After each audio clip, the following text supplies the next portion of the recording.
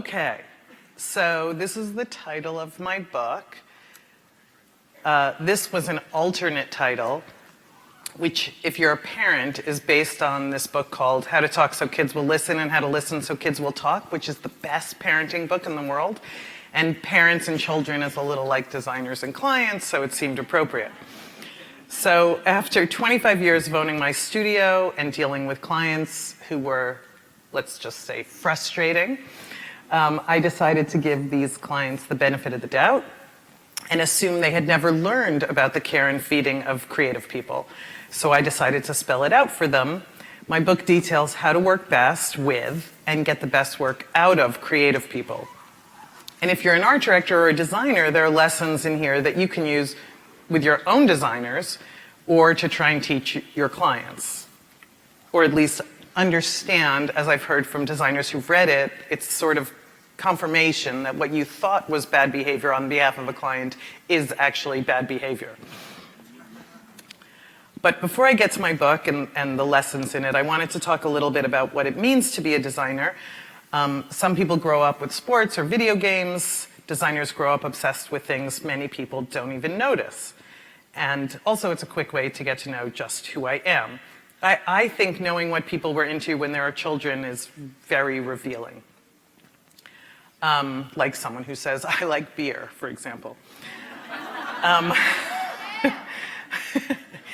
So I didn't know what graphic design was, and no one in my family did, but at a very young age, I was completely obsessed with this book. It's about blobs of color and what happens when they hug each other.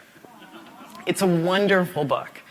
And these are other things I was obsessed with, though I had no idea at the time why I was obsessed with them. Andy Warhol blew my mind because there were things in the grocery store that were transformed into art objects, and that just was incredible to me. And what they could do with Alfred E. Newman, month after month, but more than the amazing covers and the manipulation and evolution of this character, Mad taught me how to look at the world with skepticism and humor, and just changed everything. I mean, this series of album covers, the logo stayed in the same place, but they changed the treatment every time, and I just loved it. I loved this opening sequence more than I loved David Cassidy. And this one with Pignot. This logo by Paul Rand, brown paper packages tied up with string. I didn't know who he was, but it meant a lot to me. And this incredible poster by Milton Glaser.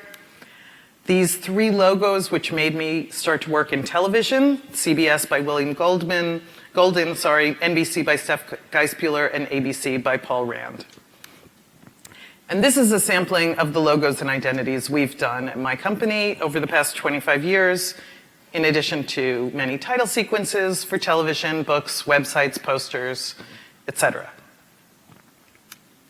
But I'm here to talk about the book. So here's the thing. Designers are compelled to do what we do. We don't have a choice. Unlike fine artists, we need someone else to ask us to do it. And that person is the client. So we're always inclined to love our clients because they let us do what we love to do. This is also why we care so much about each and every detail in a project. Sometimes clients find that annoying or think we're stubborn or irreverent. And we probably are, because we have to make it as good as it can be. And this is actually good for a client. Some clients think that because they're paying us, we should just follow orders. And this kind of thinking completely undermines the creative process and prevents us from doing what we were meant to do.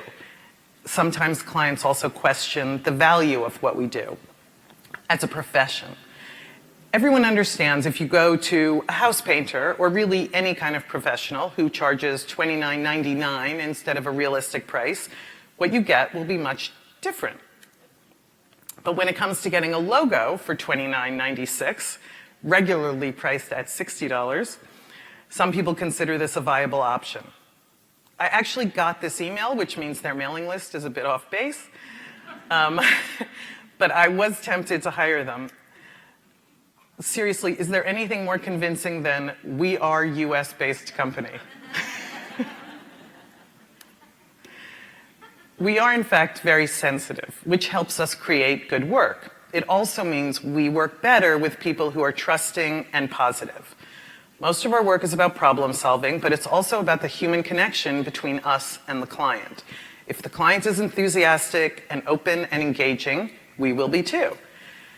And you can be all those things plus optimistic and still be a really tough critic.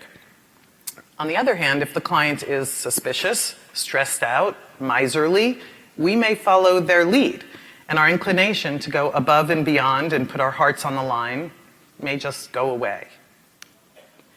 And when this happens, we tend to complain to each other. That's how I think of design conferences. An opportunity for us to get together and complain about our clients. So I started to wonder, what if our clients are actually really good people? They aren't assholes or jerks. What if they just don't know what we need or how to work with us to create the best work? So I wrote this book to teach them. There are 66 chapters. I'm going to walk you through a few of them. And keep in mind, mostly I'm talking to clients, not designers. And also, I'm not suggesting that somebody has to follow everything in the book. Even if clients just incorporate a few of these things, the project will run smoother. Okay, so here's the first rule. Do not send out an RFP.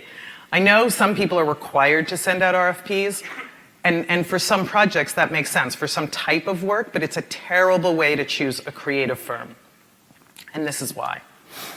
First of all, it sends a clear signal about the level of bureaucracy that will be involved, which is an anathema to any creative work. Sometimes they're emailed with no human contact, which is a terrible way to begin a very interpersonal relationship. There are a lot of work to complete, most of it irrelevant to whether we're the right team for the job. So before we've spoken to a human, we get an email asking us to spend a day answering questions, gathering references, and coordinating case studies without really knowing that much about the project. Also, the person who reads the RFP on the client side will not be the person who makes the ultimate decision. And the person filling out the RFP on the creative side most likely will not be the lead creative. So you have the person reading, so a consequential decision is being made, filtered through people who are not the key players. It just makes no sense. Also, usually you're asked about team members and their level of experience, but in a creative position, there could be a 24-year-old wunderkind. They might not be an asset in an RFP, but they could be the best person to help solve your problem.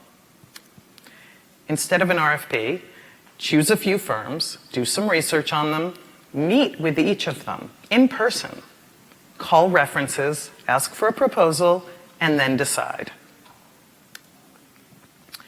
Be honest. We had a client once who loved everything we did when we were in the same room. The next day we'd get a call from someone else saying that the client actually hated everything, which meant that we never believed anything they said going forward. We didn't know if we had to wait a few hours to find out the truth. At every stage of the creative process, being honest helps more than it hurts. Here's a specific list of things to be honest about. Budgets, schedule, the client's odd way of doing things, the difficult colleague who will try and throw a wrench into it at the very end, your boss's priorities, which may not match yours. That's fine. Be honest about it. Your hopes, your fears, what you know, and importantly, what you don't know. Being honest is the best way to get the best work. Otherwise, we're all wasting time, energy, and trust. Decide who will decide. Before the designer is hired, choose the person, or two people at most, who will ultimately call the shots on the project. And make sure the design firm knows who they are. This is why it's so important. Vision is not a group activity. Like these guys. When you incorporate groupthink into the creative process, it's especially egregious. Many of the decisions are subjective, everyone has an opinion, and they all may be valid opinions, but the compromises that people make in a group always interferes with the possibility of greatness. And when one or two people have the power, they're immediately more invested, and they'll take their role much more seriously than someone who has 1/10 of the power. They know that their opinion is like, they might as well just say everything they think all the time because it's only 1/10 of it. Everyone should give feedback, but only 1 or 2 people should be the final arbiter. Experience isn't everything. When you call a design studio about working together, there's lots to talk about: process, staff, availability. The question you shouldn't base your decision on is, have you done this job before? We always get asked something like, but have you ever designed toothpaste packaging for children? We know they're looking for a yes. We do that all the time. But this is a totally false comfort. There's a few reasons. 1, the path to every solution should be unique. You have no idea what the brief was for the similar job. You have no idea how or why the other jobs went well or badly. Maybe we had free reign, maybe we had no freedom at all. It's much more important that you understand what we do holistically rather than how we solved a similar job which probably had no bearing on your project. 2, being obsessed with a specific kind of experience reveals a lack of imagination and trust in the creative team. The nature of creative problem solving does not lie in repetition. 3, familiarity can breed laziness. Designers who do a lot of the same kind of work over and over tend to offer the same kind of solution each time because, it worked before. But you should want something different and unique that addresses your specific needs. And for most designers, work that we've done before isn't as much fun to do. Okay, this is really important. Tell the people who didn't get the job. It's the least clients can do. A brief email saying it was great to meet you, but we decided to go in a different direction will be totally appreciated. And when the firm that they did choose doesn't work out, the firm that they were kind enough to contact and be honest with will be open to trying again. If you don't hear from a client and 6 months later they call and say, actually, we're interested in working with you, it sort of sets up what kind of communicators they are. Introduce everyone at the meeting. I've sat at many long conference room tables with no idea who all the people staring at me were, let alone what their roles were or why they were there in the room. If we don't know who's who, we don't know whose opinions have value and whose don't. We'll respond differently to a decision maker than we will to an intern or someone just in the room to eavesdrop or check out the process. We'll be just as nice to both, but we may take a bit longer addressing a serious concern from somebody involved in the actual decision making. Clarity of purpose. Before a designer begins, a clear understanding of the primary objectives is crucial. They should start by making a list of what they want to achieve or accomplish. More than likely, it will be a long list. Then they should choose the most important one and prioritize the others in order.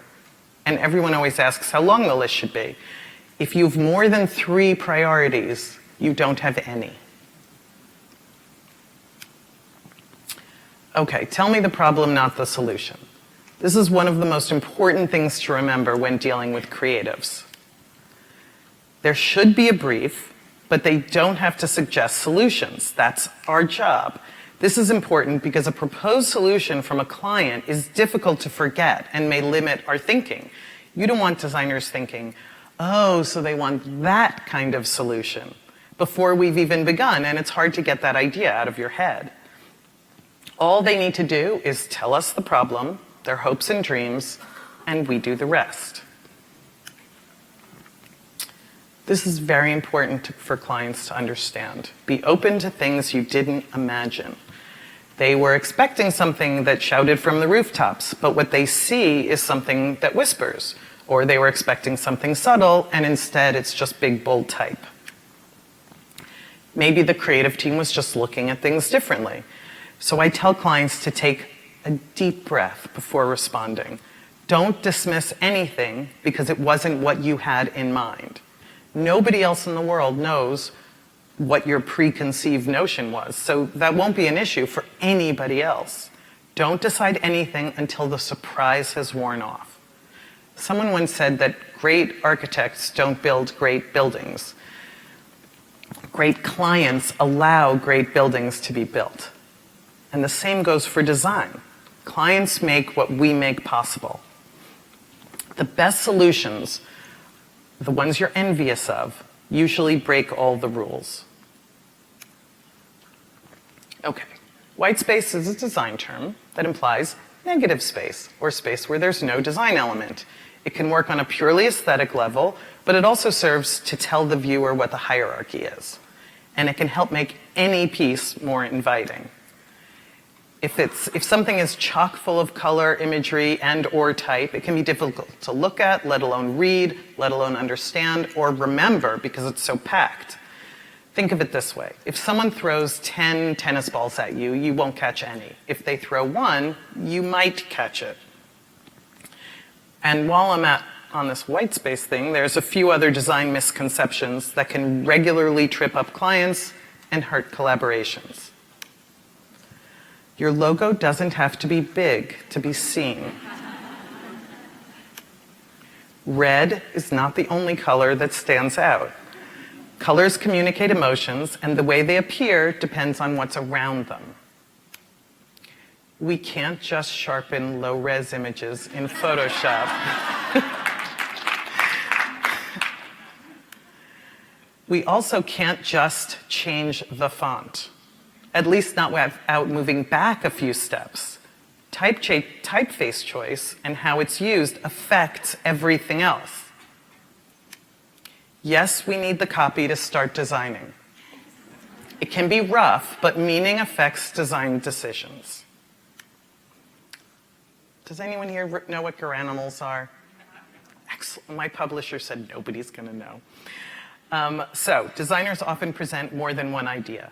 Each one of them has been considered in its entirety, but sometimes clients see the various options as comprised of mix and match pieces instead of the coherent design that each one is.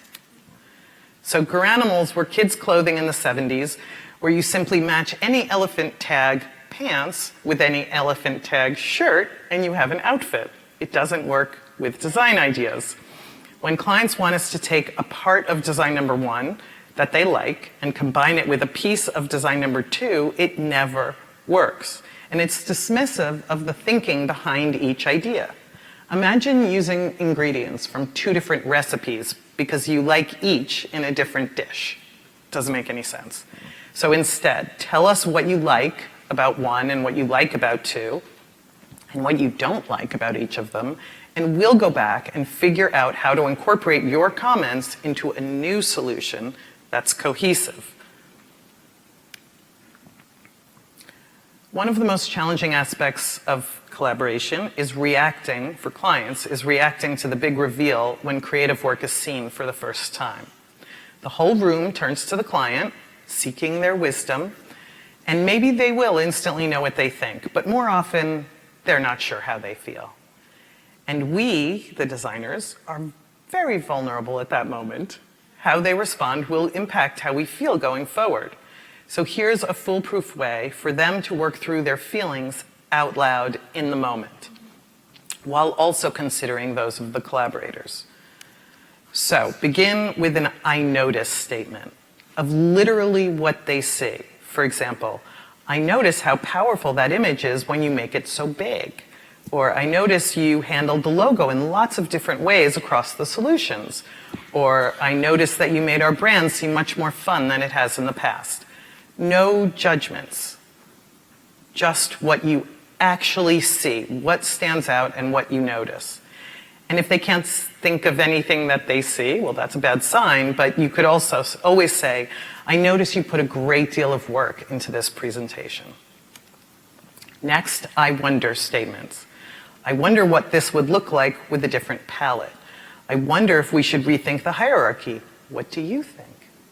I wonder what you might have done if I didn't ask you to put the horse on the cover. If instead they said, I don't like the horse on the cover, despite having suggested it, it's immediately frustrating. But by wondering and acknowledging they put it there changes everything. These kinds of statements invite collaboration and cooperation. instead of defensiveness on the part of the designers. It's okay to love something right away. This may not seem like a problem, but it actually is. Clients sometimes think that if they love something right away, it was all too easy. Are they getting their money's worth? In a standard project with 2 rounds of revisions, even the best client may be hesitant to admit that we nailed it on the first try. But instead, they should thank you and help them think of immediate success as a reflection of how well they briefed you and how well we connected with their needs as they expressed them to us. This is a cause to celebrate and move on to the next problem.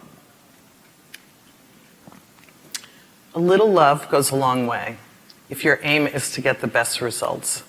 The power of encouragement can't be overstated. The time span of any creative project offers opportunities for a random email thanking the creative for the effort they're putting in. Everyone should do this tomorrow. This out-of-the-blue message will make the creative incredibly happy and encourage the extra late-night push because it makes us want to live up to the praise you've just given us. It's good for everybody, and it costs nothing. Now, this power of encouragement may be more difficult when things aren't going well, but even then, carrots are more efficient than sticks. Consider these 2 different responses to a difficult first presentation, which, due to various reasons, miscommunication or misunderstanding, missed the boat completely. First response: looks like we might have made a mistake when we hired you. We're so disappointed. But contractually, we have to give you another try. That's one response.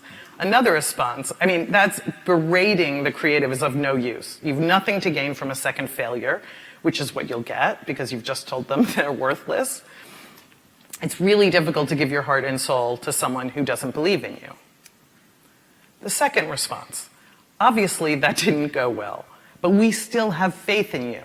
We're fans of the work you've done for others. Please consider all that we've discussed and try again.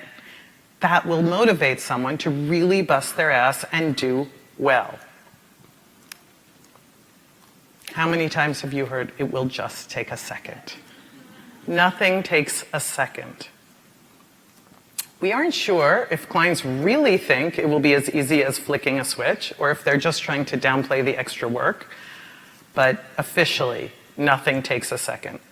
At its best, saying this is dismissive of our time, and at its worst, it's dismissive of the value of our work and what we do. The changes will take time because everything takes time. Knowing that and respecting that will make a huge difference. Give all the feedback at once. So, while we're on the issue of time, the client should take all the time they need to review the work and consider the feedback. It won't help anyone to rush past issues that will have to be dealt with later. If it means we have to wait a few more days for the feedback, that's fine. Problems arise when we get a new email with a new thought every day or every hour. First of all, the more emails we get, the greater chance something will fall through the cracks. But more important is that while we're working, trying to incorporate the first batch of feedback, new things coming in will likely affect what we're already doing. So 2 steps forward, 1 step back. The better way to go is create one set of solid, definitive notes, and then make a list called Just Wondering, with random thoughts, all of them, the things you aren't sure of, but we're thinking about. Now that we've all the information at once, we can intelligently consider and incorporate, or not, the ideas. Don't ask to sit with us while we make changes. This happens all the time. I can tell you've heard it. I can't imagine the client would like if someone sat behind them while they worked, watching their every move and chiming in with thoughts the whole time.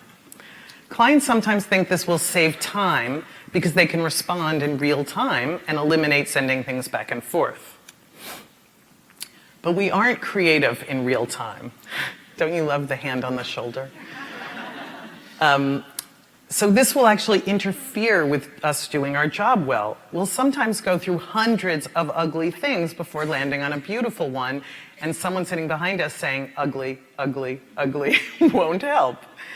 Essentially, they don't want to see how the sausage gets made because they can't see it. It's mostly in our heads.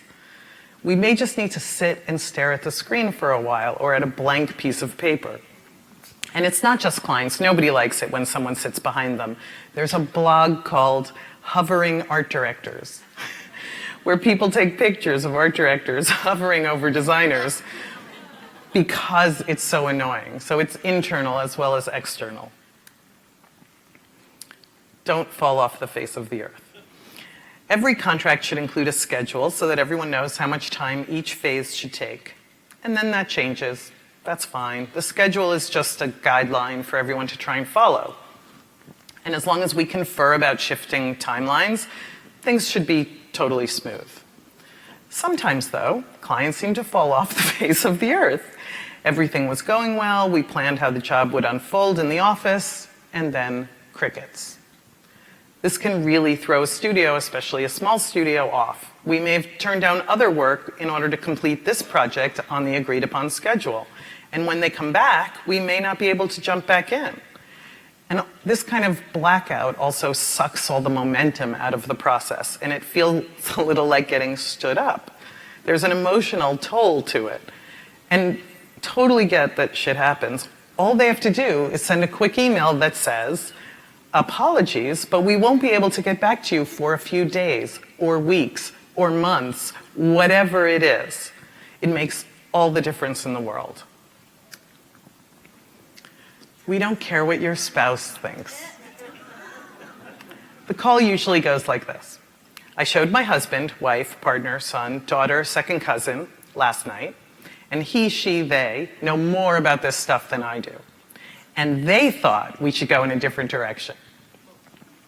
While we're sure they're wonderful people and have excellent taste, and maybe do know more than the client does, what is shown to them is their first interaction with the project. They haven't read the brief, they haven't heard the discussions, they haven't been in the meetings, so hearing from them now is a little frustrating. Everyone comes up with new thoughts during the process. If the relative has a great idea, and the client thinks it's a great idea, that's great. But the idea that dinner table or pillow talk can casually undo our hard work with limited information is maddening, and it will completely undo the trust between us. Here's the way to handle it. Own it. Don't bring up the relative. Just explain this new thought in light of the brief and all the previous conversations. Because the alternative is that your second cousin or 12-year-old daughter should come to all the meetings going forward because we have a new de facto client. Okay, everything is emotional. People behave differently at work than at home. They're more reserved, more professional, but their emotions are still there, just more in check, simmering beneath the surface. Emotions are a normal part of the creative process. They have to be. We try to forge emotional connections with the audience. We may even cry while we're working. Has anyone not cried at work once? Come on. Clients are more emotional too because they're unknowns and things that they can't control by themselves. So it's just beyond their realm of understanding, which is frustrating for anybody. So accepting that everything is emotional and that that's normal will help everyone. Focus groups suck. Okay, so as I mentioned, great work is never done by committee or by consensus. Great work is achieved by someone with a vision or an original idea and the leadership skills necessary to convince others to take that creative journey with them. They have the support of the team above them, and they have the trust and belief in them underneath them to work on the project. And that journey should not pass through the sterile one-way mirrors of a focus group room. It's not that people in those focus groups don't take their responsibilities seriously, because they really do. They're paid to weigh in on aesthetic qualities of something, which is a pretty big deal to most people. But this crowded table of strangers wants to do good, because you always want to do good. You've no idea what doing good means in a focus group.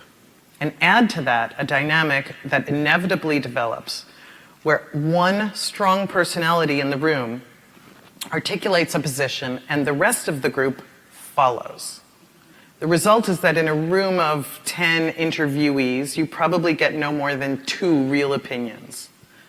Worse, the group settings often lead people to mistake criticism for intelligence. A guy who says, "Hey, that's cool," may not seem as smart as those with something negative or critical to say. So critical comments rule the room in focus groups, even absurd insights like, "That shade of red is weird." And while many people understand this, it's really hard to ignore negative feedback. It's an act of bravery to continue to like that weird shade of red after the group has decided it's a weird shade of red. Or for someone to stand up and say, "How can a shade of red be weird?" I have 2 focus group images. George Lois, the legendary art director best known for iconic Esquire magazine covers, said, "Great ideas can't be tested. Only mediocre ideas can be tested." Because most of us don't have the framework to respond to revolutionary originality, or even plain old originality. So focus groups rate only what the people in them are already comfortable with, or what they already understand as being good. But good design should be distinct and specific to a particular client's needs. The best case in point is Harry Potter and the Sorcerer's Stone. 12 publishers, about the size of a focus group, rejected it, that first manuscript, because it was so different from any children's book that came before it. It took one person with vision, the 13th publisher, who considered the idea independently from what had been successful before. We know what happened. Sometimes the subtlety of language can make a huge difference. To this end, here are a few specific examples of what clients shouldn't say and what clients should say to get a better outcome. Don't say, "Make it red." Do say, "I wish it were bolder and stronger." Don't say, "I hate it." Do say, "Can you explain this to me again?" Don't say, "Here are the changes we'd like you to make now." Do say, "Great effort, but there are still some concerns we'd like addressed." Don't say, "It's a small job, there's no need for a contract." Do say, "Would you like us to supply the contract, or would you like to?" Don't say, "I don't like this typeface." Do say, "Can you show us some options for the type treatment?" Don't say, "We like both of these ideas, so we'll do an A/B test with them." Do say, "We like both of these ideas, but let's go with this one." Don't say, "We can't pay you much, but you'll get great exposure." The worst, right? Do say, "This is how much we can pay you, and we really want to work with you, so we hope that works." Huge difference. Don't say, "Make it yellow." Do say, "I wish it felt sunnier." There are tons of ways to make it sunnier, and we get to explore all of them. If you just tell us to make it yellow, you literally shut our brains down. This happens. If you're dealing with a creative who thinks of themselves as a fine artist, who can't make any changes, or who treats clients badly, like yelling at them, I say run. Design is problem solving, not fine art. The client is the arbiter of what needs to be communicated, and we make it happen. I know designers who refuse to consider what the client asks because they don't feel like it, or it doesn't fit with their design goals. That's not the way it's supposed to work. Creatives are human, and just like the population at large, some are mean, manipulative, and holier than thou. Maybe they belittle their clients' ideas or play off their insecurities. Maybe they throw things at clients, as one of my former bosses did when he threw a full bottle of Poland Spring at a client. Don't work with those people. Life is too short. A while back, we spent a year on a project with a famous person who shall remain nameless. When it was done and she was interviewed about it, she said she had done all the work by herself, including the design. It made no sense because she was a writer, not a designer. But she said it anyway. I'll let you read the comic.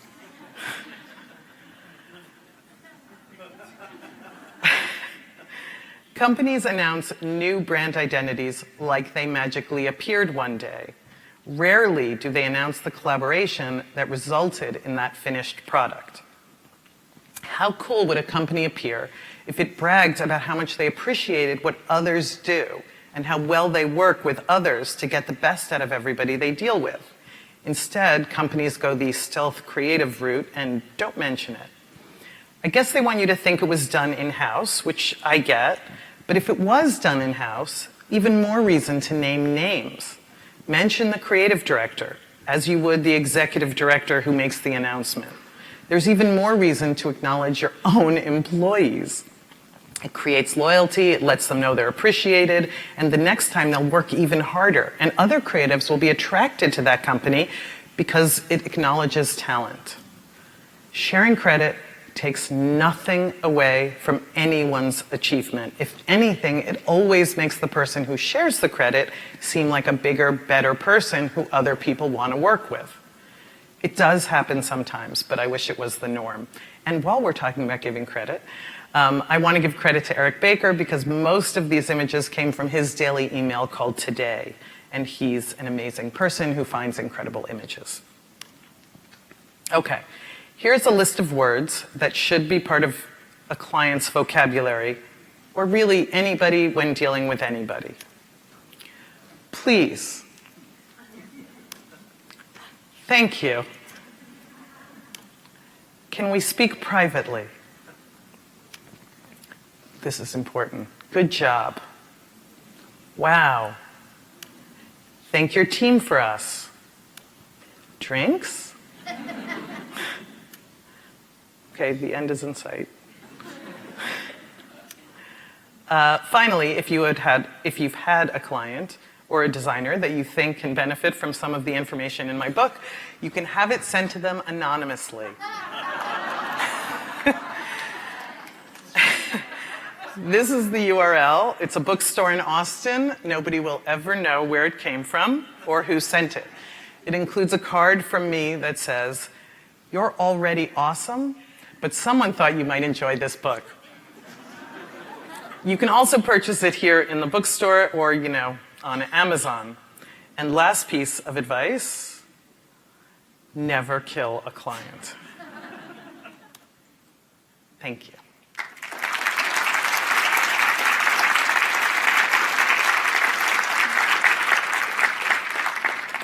Does anyone have any questions? Or anything you want to chat about?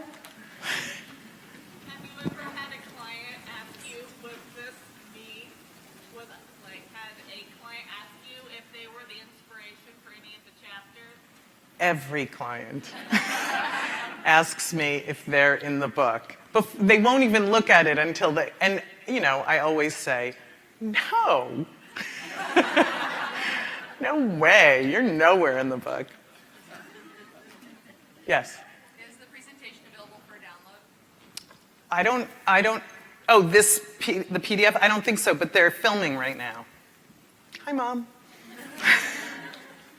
How would you take this approach with a company who basically almost everything you said is entrenched in the culture, but you work internally there? I mean, that's why I feel like nobody wants to be an asshole.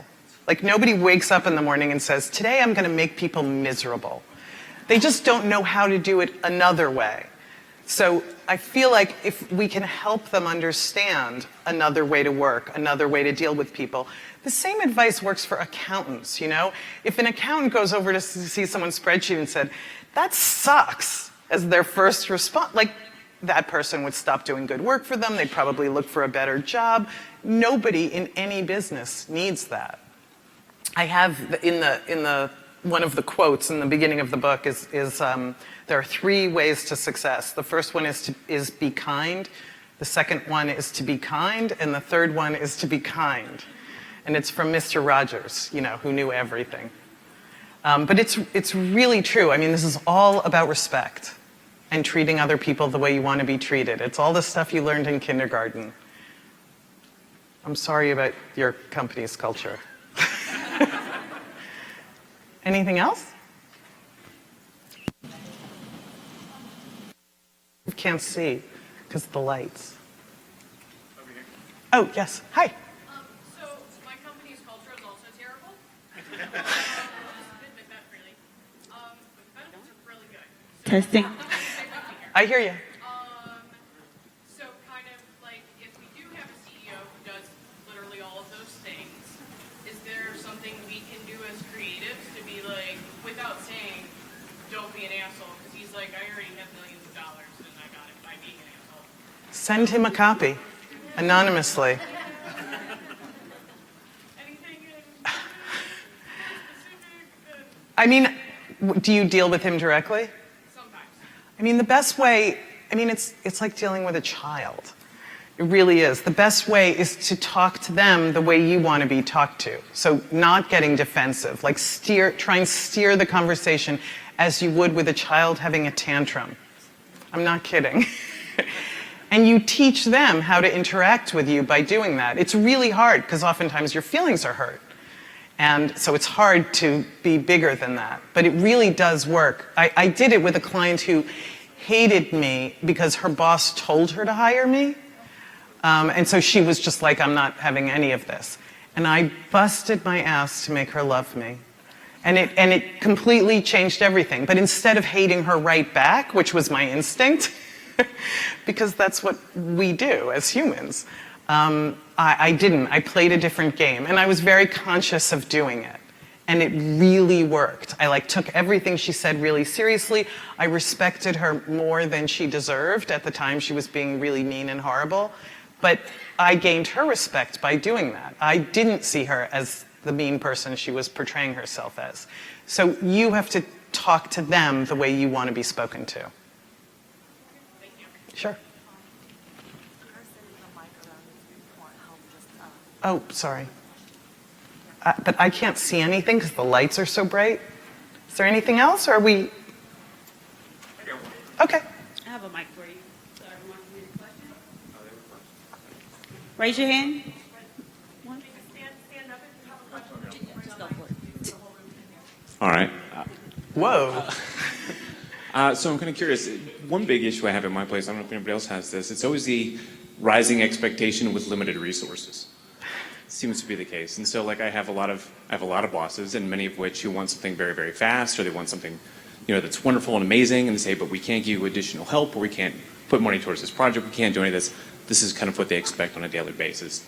Anything that you can think of that's kind of helped with a situation similar to that? I mean, in most cases, a conversation, hopefully over drinks, but maybe over coffee, where you literally spell it out. I just want to give this to you from my perspective. This is what's been going on. And we've actually tried really hard to meet those expectations. But I want you to understand, and when they give you that impossible solution, you can also say, well, this is what we can definitely do. We'll try to do more, but I can promise you this. So just come back as though it's like a fact of life. This is the reasonable solution, and always add, we'll try to do more than that if we can, but given that we only have 3 people on it, or we only have a week, or we only have this, we're unable to. And you slowly train them to understand so that maybe the next time they'll be like, well, last time a week wasn't enough. But without even knowing you're training them, you're training them. Not by saying no, but by adjusting their expectations. Can I follow up to that real quick? Yeah. All right. I totally agree with that. And what I have tried to do is do that. But there are times where it's like, we got to have this done, really need you to kind of buck up. And there's a way to get it done, but that becomes the new expectation. Say, hey, I was able to get it done in a week instead of getting it done in 3 weeks. And we're kind of like, well, great, now you should always be able to do it in a week. So now I have no leg to stand on when I say it can't be done in a week. You get what I'm saying? That's kind of like, so I'm kind of curious if the idea is to say. So you can do it.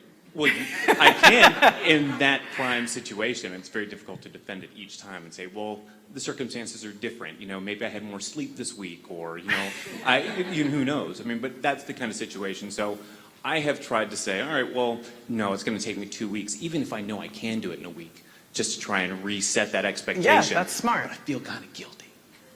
You feel guilty? Sometimes, yeah. Don't feel guilty. All right, I won't. No. You ask for what you want and you ask for what you need, because you're never going to get it if you don't ask for it. Ever.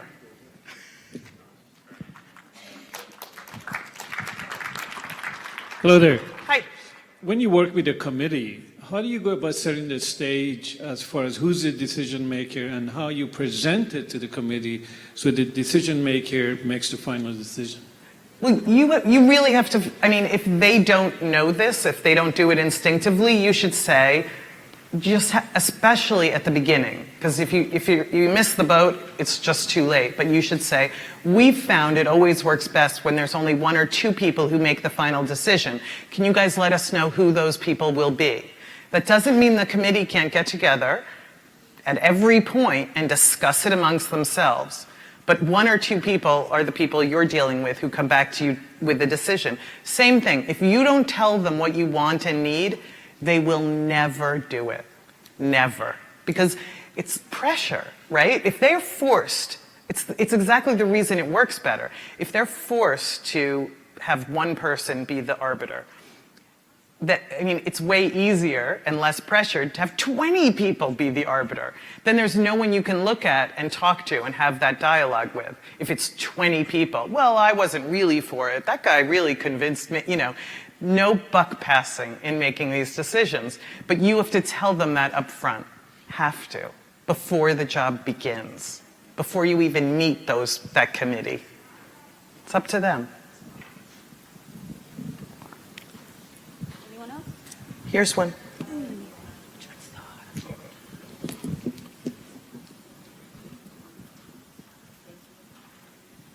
Hello. Hi. So I work on an in-house creative team, and our main, client is our sales force all around the country. And they focus a lot on communication style when they're selling to buyers and whatever. Do you think it's more effective to deliver this kind of message, trying to use a different kind of communication style, or do you think just to the point, blunt, you need to stop doing these things? What would a different communication style be? What do you mean? So I guess some people are more aggressive. They like it to the point. Some people you don't have to sugarcoat it, but just I don't know. We've said these types of things. We don't like when you tell us to make it pretty. That's not a thing Right. that we want to hear. But then they kind of get offended when we say things like that. So do you suggest that's the most effective way, or should we go about it kind of around the point? I would definitely, it's the same advice, actually. You shouldn't say, I don't like it when you do that. You should say, we would love more information, so we can definitely give you what you need. You always try and twist it so you make it a positive statement. But I just did a book cover for, I won't say what, but I said to the publisher, I said, can you give me any direction? And she literally said, a book publisher literally said, just make it fantabulous. How's that for direction? It's not even a word.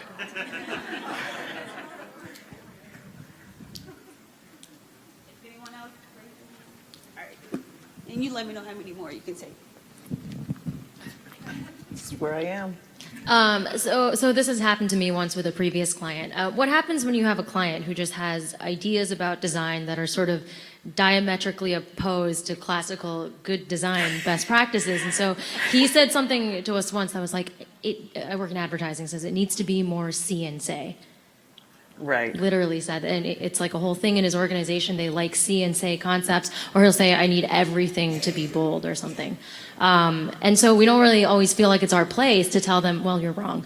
So is there any hope for that type of client? Yeah, that's difficult. Advertising is difficult, actually, for that reason, because the collaboration with clients usually feeds them to think that they're coming up with solution. It's like a very different dynamic, which makes for, more difficult time getting good work done. Gosh, I don't know. I mean, there are ways to work with CNC. That's a tough one. You can explain to them that there are other ways to achieve clarity and propose them. I mean, the best thing to do in that case, I would say, is, this is what I tell my designers to do with me. Do exactly what I'm asking you to do, and then show me what's better. So you can do the CNC and make it bold, and then say, but we also did this, and we think it's more successful. By ignoring their input, you're essentially telling them you have shitty taste. But by acknowledging it and then saying, but we worked really hard and we came up with this which we think achieves your goal in a better, more original way, they have no shame in having done it. You clearly accepted it because you did it, but you're giving them an option so they'll save face. Okay, hi. My name's Chandler. I work for Chandler? Yes. Like Chandler Bing? Yes. Exactly. Cool. So I work for an organization. I am the media coordinator and basically sole creative at my organization. And so because we're rather small, I work a lot with the president as well as like operations director. All this to get at, what do you do when you're dealing with essentially your boss or client when they are making decisions or giving you feedback based on feeling and their personal agenda, as well as like they're willing to disregard design in order to make this certain thing happen, whether that's like fitting all of this copy or making it a certain color, even though it's not supporting the design. Right, that's tough. But I guess the thing I would try and keep in mind is all design is subjective. Like there's nobody who's not bringing their personal feelings to it. It's almost impossible to not bring your personal feelings to it. So probably your best bet as the sole creative person working directly with the top is to try and work within this new world order you've been presented with. And again, slowly teach them, slowly move away from it, but not dismissing it outright. Just like see and say, like, do the thing that acknowledges that their taste is valid, be kind, but also show them, I did edit the copy, even though they're not asking you to do that, or they told you outright not to do it. I did edit the copy, and it actually works much better because you can actually understand what we're trying to say. Yeah. They'll never approve you doing it before you do it, but by showing them, they might understand it. Okay. Yes? Thank you. So I design for the federal government. Ruh-roh. I design for the federal government, and a lot of what we have to it has to go through public affairs. So we'll send something to public affairs for their comment on copy, and then we get design advice back or design direction back. Do you ever get to meet who these people are? Oh yeah, we work closely with them. So can you talk to them? I think so. It's the same. This is sort of the same answer. To communicate to them. You know what would be really cool? If I could explain to you why I did what I did, and then we work together to come up with a solution, that would be awesome. Like, so you switch it and make it, instead of, don't fucking give me design notes, you're not a designer. You present a more positive thing. I think I could make this really good, but I'd love to sit down with you and discuss it. Right, awesome. You empower them, and who doesn't want to be empowered, even if you're only pretending to empower them? We can take one more after this. Okay. I'm sorry, I just had another quick question. Have you, based on kind of what you've gone through, have you ever had to fire a client because they would not change their behavior? Yes, absolutely. It gets to a certain point. Sometimes you just can't. And I actually ran into the partner of this company. There were 3 partners, and I only had a serious problem with one of them who yelled at me on the phone. And I ran into, who wants to be yelled at? I'm too old to be yelled at. So I ran into their partner at a party, and it was very nice to see her, and we chatted, and I said, your partner yelled at me, and she said, he says you yelled at him. And I was like, and good night. Like, and that's why I quit. Yeah, it's not, I mean, sometimes you just can't.